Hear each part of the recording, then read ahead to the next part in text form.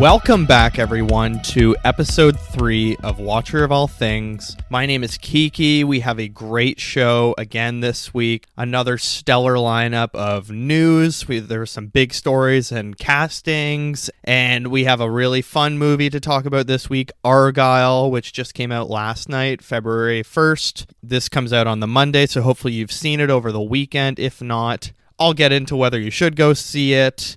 Spoilers. Yeah, sure. Okay. And we're also going to be talking Masters of the Air, the new Apple Plus TV show with Austin Butler. So if you're a fan of Band of Brothers, if you're a fan of Austin Butler, maybe there's something in that show for everyone. Or if you're a history buff or a World War II person, yeah, why not check it out? As I said, some big news this week. First of all, James Gunn has announced the casting of Supergirl. There's going to be the DC movie Supergirl. I think it's Woman of Tomorrow, based on the Tom King comic, and he took to Instagram. There's been lots of rumors the last few weeks that it had come down to 2 actresses that were, in the final stages of screen testing and auditioning, and it was just between them. But it's finally been announced. James Gunn he posted a screenshot of a story. It says, Supergirl, new Woman of Steel is House of Dragon's Millie Alcock. So if you've seen House of Dragon, I haven't. She's from that show. I think she's Australian. Apparently she's a very good actress. And James Gunn said, this is accurate. Millie is a fantastically talented young actor, and I'm incredibly excited about her being a part of the DCU. Yes, I first became aware of her in House of Dragon, but I was blown away by her varied auditions and screen tests for Supergirl. She embodies Kara as envisioned by Tom King, and then someone's username, and Anna Nogueira. I think Anna Nogueira is directing or wrote the movie, so yeah, that's a big story. It seems like the DCU going forward, I mean, we've had the Zack Snyder stuff for 10 years now, which is finally, thank God, that's over with. I mean, there was probably some stuff in there that was okay, but on the whole, that just really did not work. So this seems like a really good casting. She seems like she's going to be a very popular performer that could bring a lot of people to the theaters from House of Dragon. She's probably done other stuff, I'm not really sure, but yeah, that's big news. And honestly, so far, the DCU has not let people down, I think, with their castings. I think David Corenswet is a great Superman, and Rachel Brosnahan as Lois Lane was just a really great casting. And then, of course, James Gunn has so many amazingly talented friends that he's brought along the way that we'll see in the DCU, no doubt, and that has already been casted or will be casted in the future. So yeah, Millie Alcock will be Supergirl. I think that's a really great choice. And if you want to know a bit more about this casting, I highly suggest you watch Nando V Movies on YouTube. He actually last week put out a video talking about the final 2 that were up for the position of Supergirl and saying, yeah, they weren't my picks, but they seem very safe picks. And I think that's what James Gunn goes for a lot, is very safe picks that he knows can do a job, because the script comes first, and then I think you find a great performer to build that script off of. So yeah, a really great choice, and check out Nando V Movies to talk more about Supergirl. Another piece of news was the People's Princess, Ayo Edebiri, will no longer be in Marvel's Thunderbolts because of scheduling issues, and we just saw this with Steven Yeun, who also had to drop out of the movie. I think he was playing a character called Sentry. Yeah, I have a post here that said, fresh off Steven Yeun leaving Thunderbolts, the Marvel movie is dealing with another casting shakeup. Deadline reports the Bear star and recent Emmy winner, Ayo Edebiri, is no longer set to appear in the MCU installment, with Geraldine Viswanathan taking over her role. So yeah, that's another blow for Marvel. I think that's a really that's a pretty serious loss for the cast, because I think Steven Yeun and Ayo Edebiri are massive right now with Beef and the Bear, and Ayo Edebiri's just everywhere right now. I think she really could have brought something new to the MCU, could have brought people back, because they think, oh well, if she's willing to join, why not? I think she has a lot of fans right now. So that's pretty disappointing to hear. I'm excited for any project she works on. I'm a big fan of hers. I love The Bear. I loved her in Bottoms. I think she's hilarious. She's hosting SNL this weekend, so I think I'm going to check that out, because I find her hilarious, even though we've had to suffer through 2 really rough SNL episodes since the new year with Jacob Elordi and Dakota Johnson. But I think Ayo can really bring something different to SNL. Hopefully she brought all of her own sketches, but yeah, we'll see how that goes. And like the article said, they've already recast her role in Thunderbolts. I'm not sure who the other performer is that's taking over. I've never heard of her, but hopefully that movie isn't in too bad of shape and isn't losing everyone with all of the Marvel delays and everything like that. I just feel like they've really had a big shakeup of casts and projects being shuffled around, and the projects that do come out nobody's liking or people are really disappointed in. So I think Marvel really does need something big right now to hit, and they don't just need one hit, they need multiple hits. Like I think Matthew Vaughn was saying this week that he thinks Deadpool 3 is going to really bring Marvel back, which is great. You can have one successful movie, but what was so great about Marvel before is every movie they were putting out was successful or, had audiences very excited and people liked them, where they've kind of lost that. They have one okay movie every once in a while, or for example, Guardians 3 was amazing, but every other movie has kind of been a letdown for people. So, I don't know. We'll see what direction that goes in. I think Marvel really needs to get their act together, and we'll see what direction Thunderbolts goes in, if that ever even sees the light of day. Another big piece of news that's been speculated about for months is Brad Pitt is set to star in Quentin Tarantino's final film, The Movie Critic, which I think is massive. I loved Once Upon a Time in Hollywood. I think Brad Pitt worked very well in Quentin Tarantino's type of aesthetic and directing and stories. I think he has a really great dry sense of humor for those movies. So I'm really excited for that. I don't know why Tarantino's limiting himself at 10 movies. I think that's pretty stupid, to be honest. I mean, Scorsese just did Killers of the Flower Moon, which is maybe one of his best movies. I just don't get why stop now. It's not like he's, on the verge of death. I hope, and knock on wood when I'm recording this, I hope not, but I just don't get why would you stop now? I mean, how old is Quentin Tarantino? He's got to be in his 50s or 60s. That just seems a little premature. I mean, what's he going to do when he's done? Just sit around, or is he going to write books, or I don't know, maybe, but also maybe there's something we don't know. Maybe he's kind of creatively just tired, needs a break, or he's over the process, but I doubt it. He loves making movies, so we'll see. So yeah, Brad Pitt will be in Tarantino's final film. Those were kind of the three biggest news things this week that took place, and lots of projects moving forward now that the strike's over. We're going to see lots of castings coming out of projects that have been in development forever. Fantastic Four, are we ever going to see casting for that? Who knows? What's going on with Mickey 7 or Mickey 17 with Bong Joon-ho's film taken off the timetable? So who knows where that'll end up. So let's get into the review for the week. We have Matthew Vaughn's newest film, Argylle. For those of you who don't know Matthew Vaughn, he did the Kingsman films. He did X-Men First Class, I believe. Yeah, I'm pretty sure that's the one he did. Argylle's a new spy thriller that he's coming out, and he directed it. And the cast, it's Bryce Dallas Howard, Sam Rockwell, Henry Cavill, John Cena, Dua Lipa, Samuel L. Jackson, Bryan Cranston.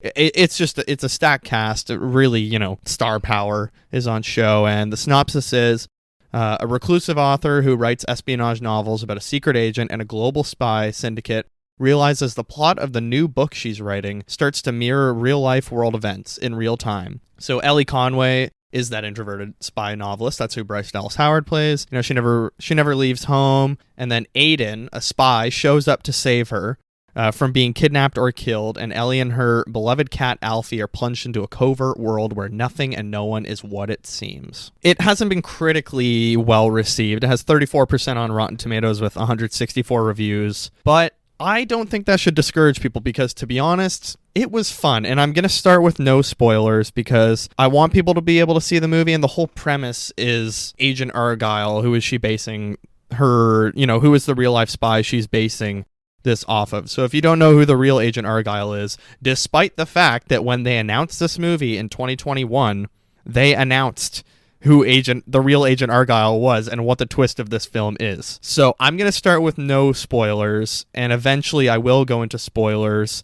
So how would I describe this? I would say this movie is very fun, but holy moly, is it messy and it's overstuffed. There's particularly the third act, and the lead up to the third act is just an exposition, absolute dumping on the crowd. Like, holy moly, we were 20 feet buried in exposition. And that third act, there's about 40 different endings in it. You think the movie's ending, oh, there's another scene. Oh, there's another fight. Oh, there's another blah, blah, blah.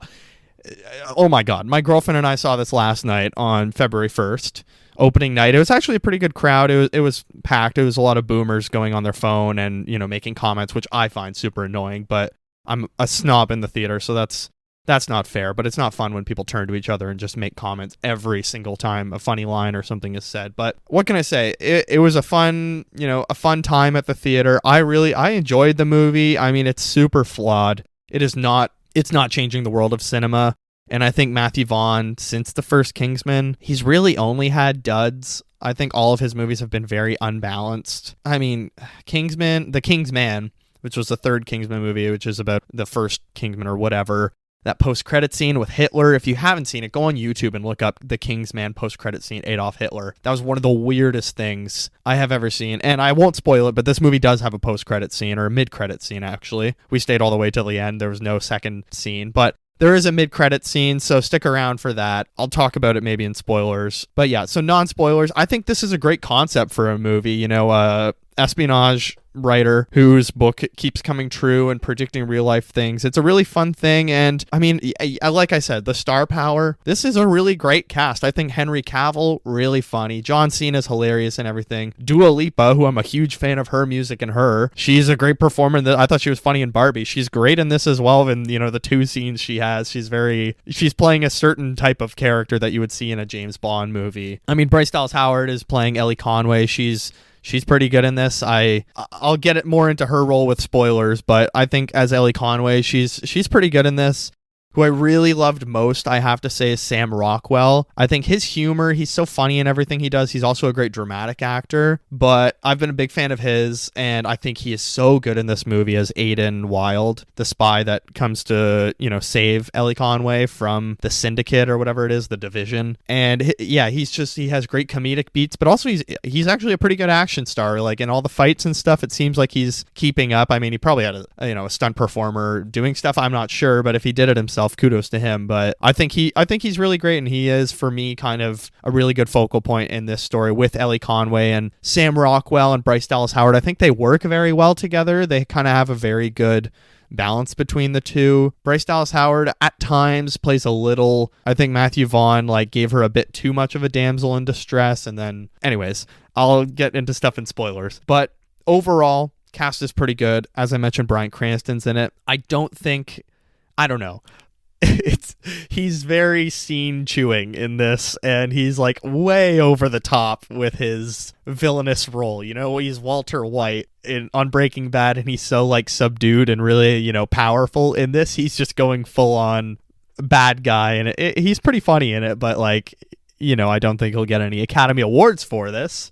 Catherine O'Hara, who is Canadian, she's very funny in this as well, so big kudos to her. Yeah, very good concept for a film. The whole idea of an espionage novel writer having to go on this mission with a spy who, everybody's after the next chapter of her book. That's what it's all surrounding. And I actually think the humor in this film is pretty well balanced. It's not, these jokes aren't aimed at anyone. It's just funny situations and comments that are made. It's just a really great sense of humor. I think Sam Rockwell is very good in projects where he's not making jokes about, certain people or certain political things or whatever. I don't mind political humor, whatever. But it's just the way he is. He's a very good physical actor, and also he's just very funny in the situations that you put him in as kind of a bumbling around dummy at times. But again, he's also very good in his action scenes in this. So yeah, I think the humor is actually very well balanced in this. And also the scenes, if I had to describe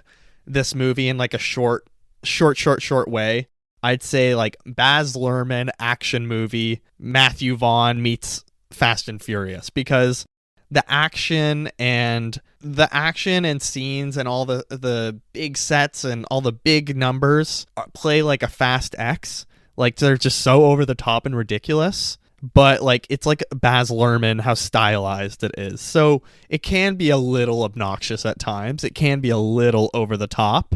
For the most part, it's actually pretty fun. It's stupid, it's goofy, it's messy. The whole third act for me it completely falls apart, and you're just rubbing your forehead the entire time like, holy crap, when is this going to be over? It's so long. It's way too long. This movie could have been 40 minutes shorter. I don't care. It could have been. They could have cut a third of this movie. But I digress. It was still very fun. Can I say non-spoilers? The fights are actually pretty good. Like, it reminds me a lot of Bullet Train. And I actually think like Bullet Train and Matthew Vaughn's film actually have like a very similar style. It's very choreographed fights with like music and stuff like that. I actually really enjoyed the music in this as well, like the kind of disco-y stuff that's playing while Aiden Wilde's fighting. And particularly in the third act, there's just a hilarious hallway fight scene with flares and smoke bombs and stuff involved, with two characters dancing. Yeah, I mean, it was funny. You're just shaking your head, giggling in the theater, like, this is so stupid, but I'm having fun. So whatever, it's not everything needs to be an Oscar winner, but it's just a fun movie. I guess I'll move into spoilers. Overall, before I go into spoilers, yeah, go see this. It's fun. It's February. We're still not getting, the best movies out. I know I said I would talk about Zone of Interest this week, which I did see last weekend and I really loved. I think I'm going to save that for next week just because Argylle came out this week and I think there's going to be lots of spoilers ahead. So, I wanted to kind of get my thoughts into the mix. And Zone of Interest has actually been out for months and it's just been doing festivals, and it's based on a true story, so you know what the film's about. But Argylle, it's kind of it's a stupid, fiction, big popcorn flick. And it's out this weekend, so why not put out my review now? To summarize, non-spoilers, it's fun, messy, overstuffed. Go see it. Get popcorn while you watch it. I regretted not having popcorn while I was watching because I was like, this is the definition of stupid popcorn movie. This is something for sure. I think my parents would really enjoy this movie because it's like very kind of low stakes. The action and the story is super simple, but it's actually just really fun, and it's a very funny movie. And my parents really like the Kingsman movies, so I hope they'll watch this whether that's in theaters or they wait till it's at home on demand or on streaming or whatever. Now to get into spoilers. I'll give you a warning. Go see it. Pause this. Go see it. Come back. I'm going to talk about spoilers now. The whole reveal of the movie is that Ellie Conway is actually Agent Argylle. Agent R.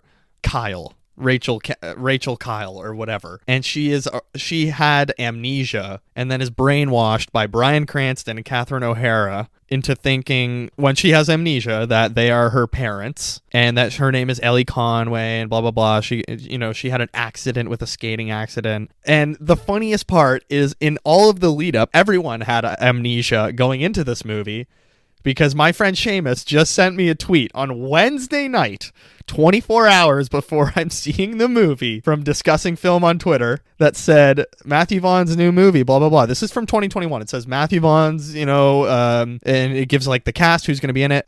Bryce Dallas Howard the film is about an espionage writer who suffers from amnesia and discovers she is actually a spy before an accident. So we have known who Agent Argylle is for 3 years, and everyone culturally just forgot going into this movie until Wednesday night, when people were on Twitter like, oh yeah, they kind of told us when they announced the movie. So he sends me the tweet. I'm like, oh man, I'm seeing it tomorrow. He's like, you're going to see this? I was like, yeah. So, oh man. But even if you don't know the twist, whatever. The twists kind of become, I don't know, they kind of become, there's so many twists in this movie. Like, oh my God. Every scene, like after the halfway mark of this movie, every scene has a major twist. Oh, Bryan Cranston's her dad. Ellie Conway has amnesia. She's a spy. She was actually an assassin for the syndicate and was evil.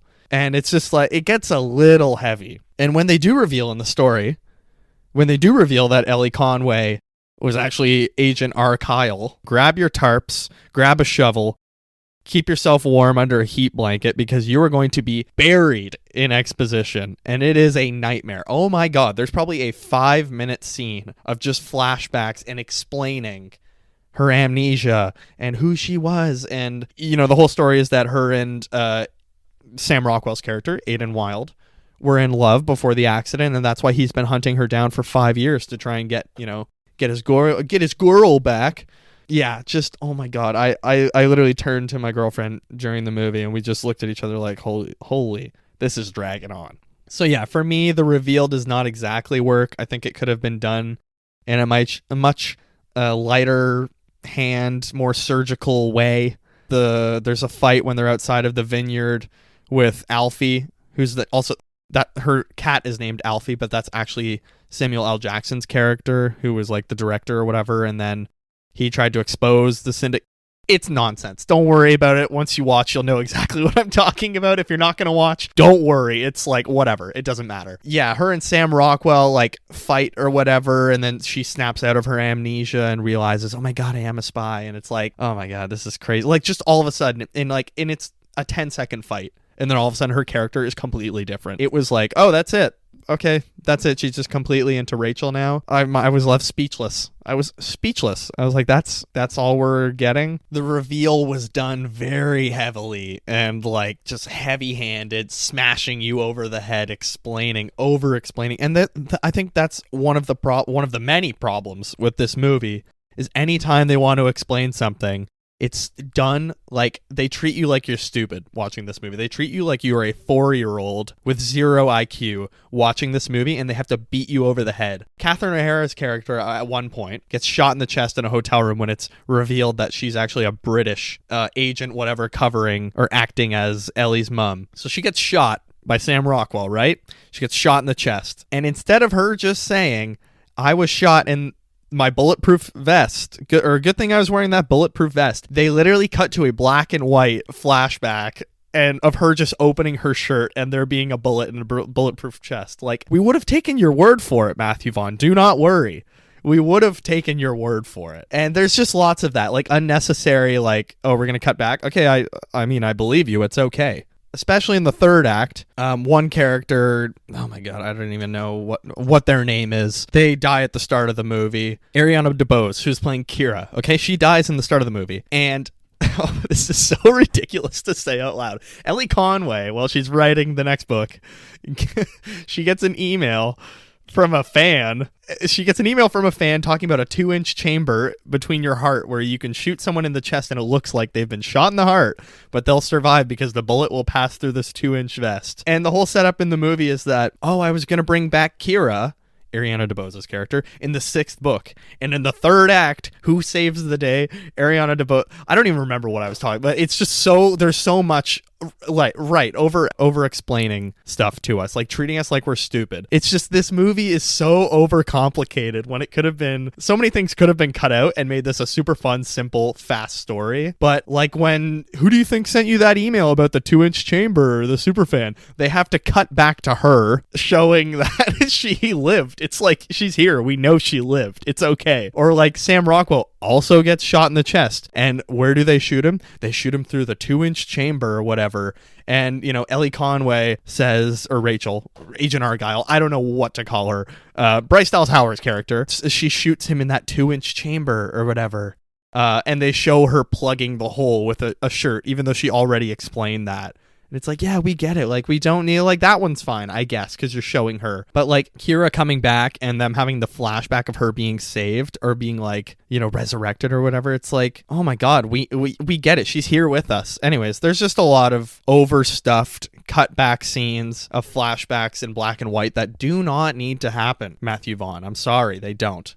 And I think those type of scenes, the very unnecessary cutaway scenes that explain something, really do sum up where this movie falls apart, is that there's too many things that don't need to happen or are already evident. And also the whole 3rd act is just, it has 20 endings. I'm not even kidding. Every scene could be a huge final act, and then we get a huge final act right after. Like, it's, oh my God, it's so draining. You're sitting in the theater, you're like, wow, okay, that was a cool final fight. First of all, okay, it's revealed that Sam Rockwell is still alive. He comes and meets Ellie, who was actually playing the bad guys, and she saves the day, blah, blah, blah. Oh my God, that's great. They're both alive. How are they going to get out of this? They escape this huge, it's like a 6-minute hallway dance fight scene with, as I said, like the smoke-colored bombs. It's so funny. It looks so good. And that would have been such a great just final act of the movie. But no, as soon as they get out of that, They escape into this room. How are they going to get out of this? Oil spills all over the floor. Ellie Conway, or Agent Argylle, Bryce Dallas Howard, takes 2 knives out, puts them on the floor, stomps on them, and uses her figure skating skills to, oh my God. This is so stupid, but it's so funny. And I really like that scene. I like both scenes, but I'm like, one of these had to go. Anyways, she uses her figure skating skills, puts a bayonet on a gun. Oh my God. So she puts a bayonet on a gun and figure skates around the room of oil, and stabs all these guys and fights them all. It's pretty funny. I felt watching it, I was like, this is something that is like Fast and Furious, like so stupid and over the top and could never happen in real life, but I'm having so much fun watching this because it's just like elevated reality, of course. You know, I'm not expecting a realistic, grimy fight thing from Matthew Vaughn. This is what I pay to see. But coming right after the dance scene with all of the smoke bombs and like a great escape, I was like, okay, it feels like we're just kind of repeating story beats. Like we should go and kill the, Bryan Cranston's character and then escape. But Matthew Vaughn said, no. We must have the dance in the hallway. We must have the figure skating in the oil, but we must also have when they are outside on the ship, when Kira comes back and saves the day. The scene she comes into is Catherine O'Hara has a, what do you call it? Like a wind-up thing that plays music, and it has a figure skater on top doing twirls. I don't know, like a box thing that plays music, a music box. I guess that's what they're called. Anyways, she goes all Winter Soldier Bucky Barnes, and once the music is playing and she says, certain words, Ellie Conway just starts tweaking and goes all double agent dark side again and starts beating the crap out of Sam Rockwell's character. And I was like, where is this coming from? Like, this has not been, because it was also revealed that, as I said, they brainwashed her, so of course she's gonna have some Civil War type stuff, but it was just like, we've just had 2 massive scenes where they escape stuff. Now they're going to fight and prove their love to each other. We already know they love each other, Aiden and Argylle. Like, just so unnecessary. And anyways, after that fight scene where it's like, no, don't you remember who I am? I love you. Kira comes back, knocks the music box out of Catherine O'Hara's hand and is like, oh, who do you think sent you the email? And oh my God, I literally put my head in my hand, and it was just like, wow, that was crazy. Yeah, it's just a wild movie. Just, I don't even know. It's so messy and overstuffed, and there's so much stuff in it that shouldn't be happening, but it's so funny and fun that you're like, whatever. It's February. There's not really good movies coming out until Dune. This is like, no intelligence, just vibes. It's just Matthew Vaughn shooting out whatever comes from his brain. So what a ride. Oh man. Yeah, what else can I even say? I mean, I feel like it's so crazy. There's so much stuff happens in this movie. Like, every scene is just a twist and everything changes, and you're just like discombobulated the whole time. It's the most ADHD thing ever. Oh my God. I think when this comes out on streaming, it will be very popular though, because it has such great star power. It's just a dumb, fun movie. Like, this is what Netflix wanted. What's it called? The Dwayne "The Rock" Johnson and Ryan Reynolds movie, Red Notice. This is what people wanted Red Notice to be. Like, just stupid fun. I don't know. Red Notice was fine, and for me, this was more fun. Yeah, I think this could be a very good streaming movie, but just watching it in theaters, I was like, oh man, this is a mess. So, okay, I have some Letterboxd reviews to read. I gave this 3 stars out of 5. And I think the only thing that really kept me from giving it 2 stars or 2.5 was just the humor kept pulling me. And I was like, damn, this is funny. Sam Rockwell's funny. I love Sam Rockwell. Even Samuel L. Jackson has so many good jokes in this. So they kept me coming back. What can I say? Okay, the first review, 1 star. Guy sitting next to me leaned over and told me this was the best movie he has ever seen. Say a prayer for him tonight.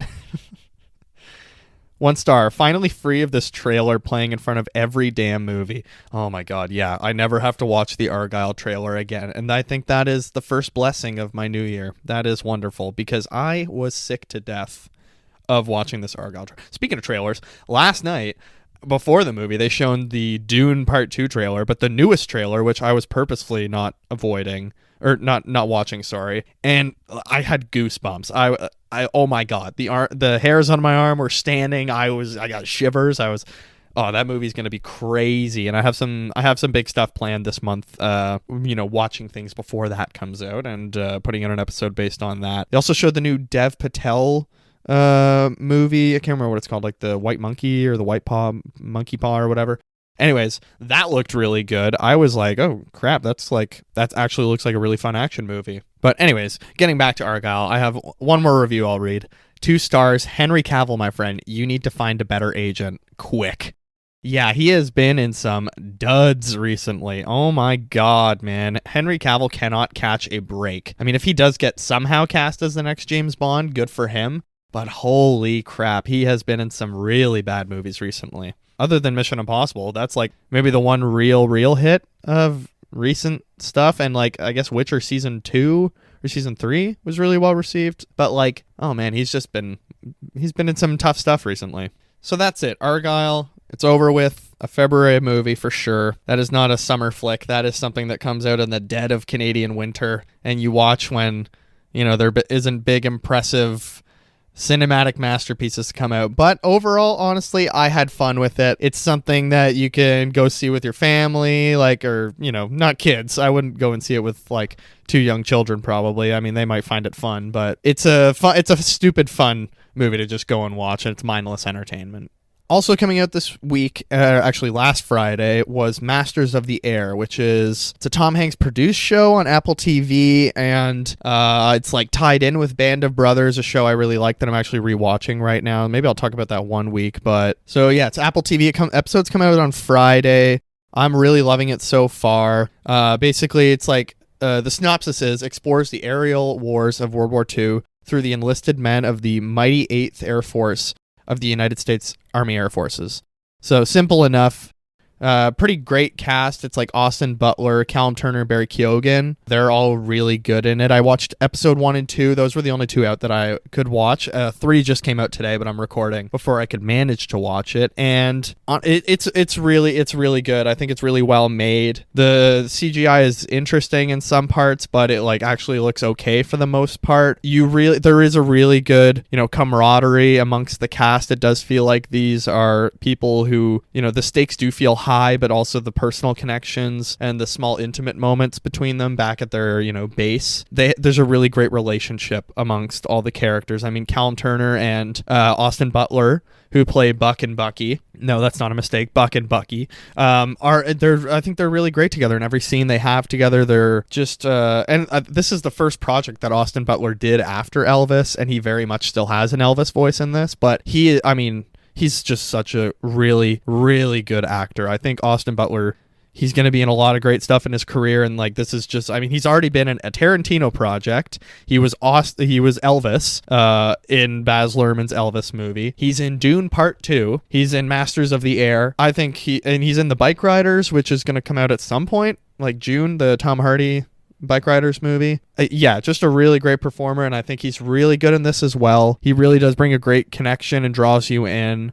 Barry Keoghan's also really great in this. It's funny because he's playing an Irishman from New York, even though he's actually Irish in real life. So it's why don't you just make him Irish? But anyways, it's because it's an American. Stupid comment. But, his accent's really funny. I think he doesn't do great American accents. It's he has such a strange little goblin voice, but I love Barry Keoghan. So he's just, every scene he's in, I'm just so invested in. I loved him in Saltburn. It was too bad that they cut his stuff from the Batman, but it kind of made sense for the story. But I hope he comes back as the Joker, because he is a guy that should be playing the Joker. He's such a freakly little goblin dude, and I love him. And Callum Turner, I don't think I've ever seen Callum Turner in anything, but wow, he is so good.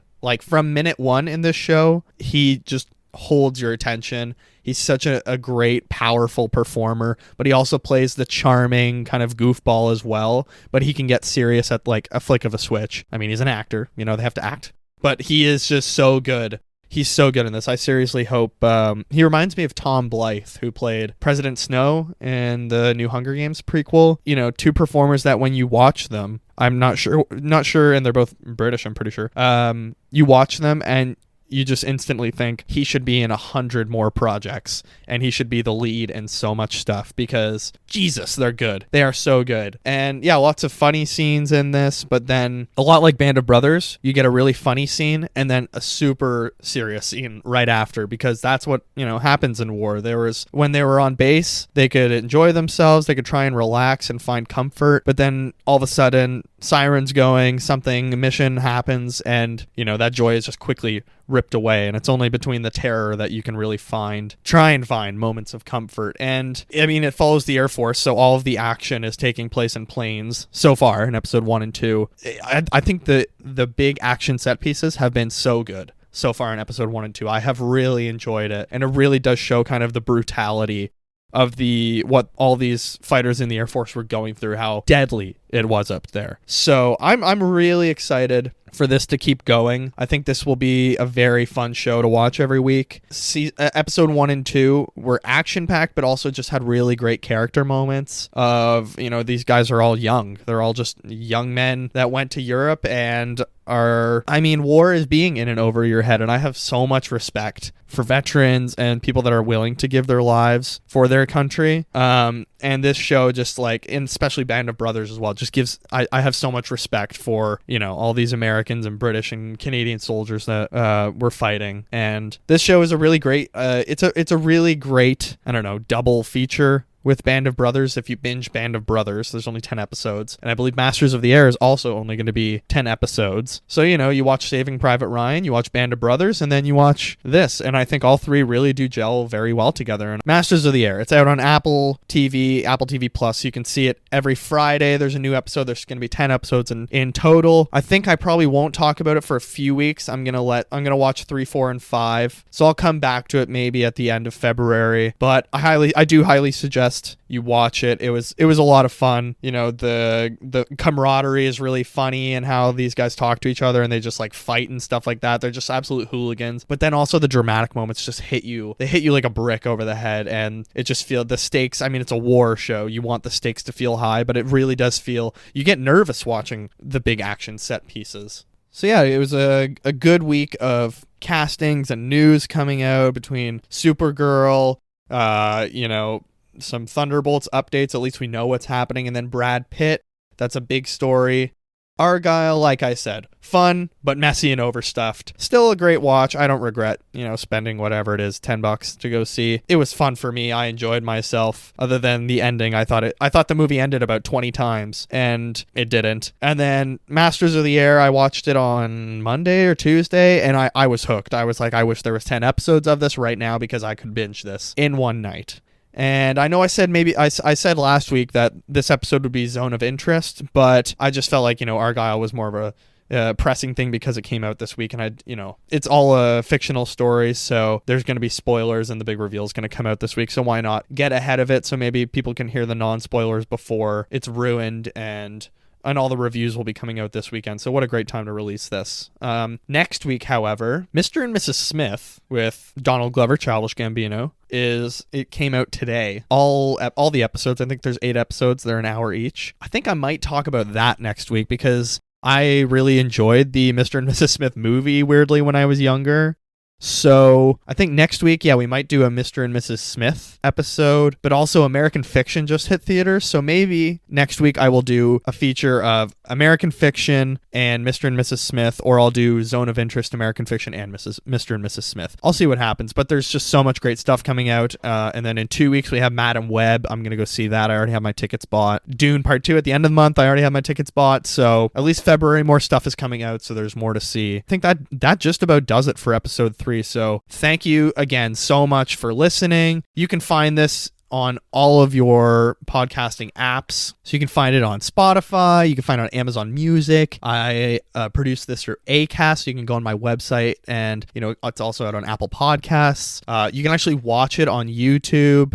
You can just listen to the audio. I upload it to YouTube. You can subscribe, like, and comment there. But also in the podcast apps, if you're just a listener on those apps, you can leave a rating and a review. It really helps the show. It helps it grow. What else? You can rate and review. And why not not, follow me on Letterboxd, KikiJ70, KIKIJ70. You can follow me, see all my reviews right away. I'm one of those people that as soon as the credits roll and we're about to leave, I write my Letterboxd review. And why not email the show? Get in touch with me, watcherofallthings@gmail.com. I'd love to hear from you. What did you think of Argylle? Are you watching Masters of the Air? What do you think of all the DCU and castings? And what do you think of Brad Pitt being Tarantino's final lead of his career?